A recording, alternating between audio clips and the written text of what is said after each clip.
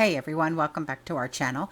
If you're new here, please subscribe. I'd really love that. If you're returning, how you doing? Grab your coffee, right? Because you're going to need it. Maybe some ginger to calm your stomach, because I'm about to show you something that's probably going to make you sick to your stomach. Okay?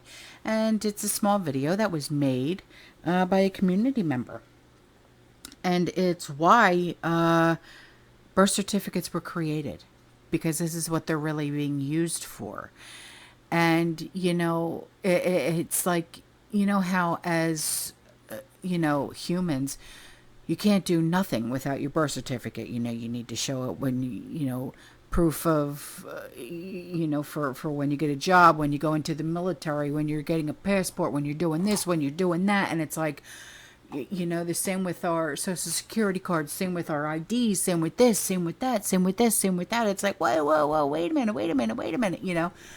And it's like, what else do you want? Can't get blood from a stone, what do you want, And, but this is why.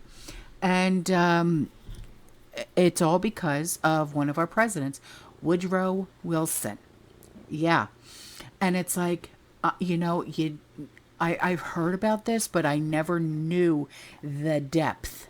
Okay, so I'm going to play the video for you. All right, so enjoy it. I love you.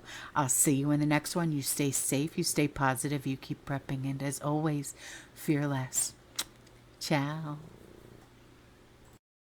Right now I'm going to just read a quote from Edward Mendell House and what he had to say in a private meeting with Woodrow Wilson, president between 1913 and 1921, from the private papers of Woodrow Wilson. Quote, "Very soon, every American will be required to register their biological property in a national system designed to keep track of the people, and that will operate under the ancient system of pledging.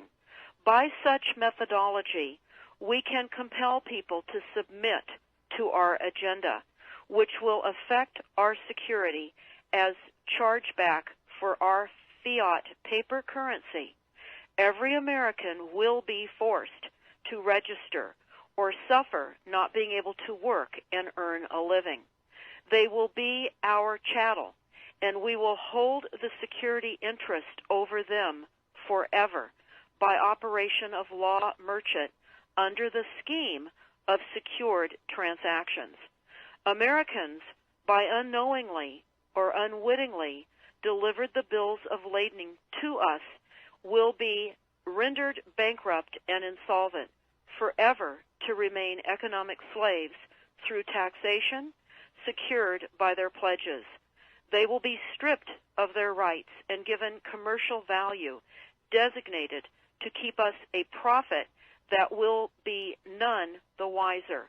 For not one man in a million could ever figure out our plans, and if by accident one or two would figure it out, we have in our arsenal plausible deniability. After all, this is the only logical way to fund government, by floating liens and debt to the registrants in the form of benefits and pledges. This will inevitably reap us huge profits beyond our wildest of expectations and leave every American a contributor to this fraud, which we will call social insurance. Without realizing it, every American will insure us for any loss we may incur, and in this manner, every American will unknowingly be our servant, however begrudgingly.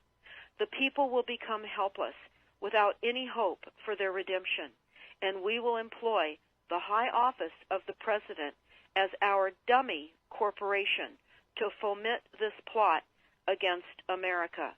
Having established plausible deniability, even if people become enlightened that they had a remedy and pursued it, the attorneys, judges, and legislators could claim that they did not understand the people's claims, especially if the technical requirements for achieving it were not followed pursuant to statutory requirements.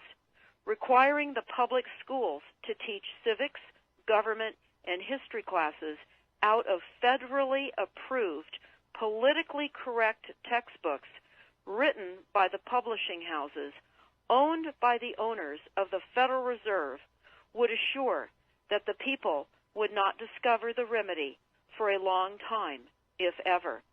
I would recommend that everyone read Fruit from a Poisonous Tree by Melvin Stamper, M-E-L-V-I-N, Stamper, S-T-A-M-P-E-R.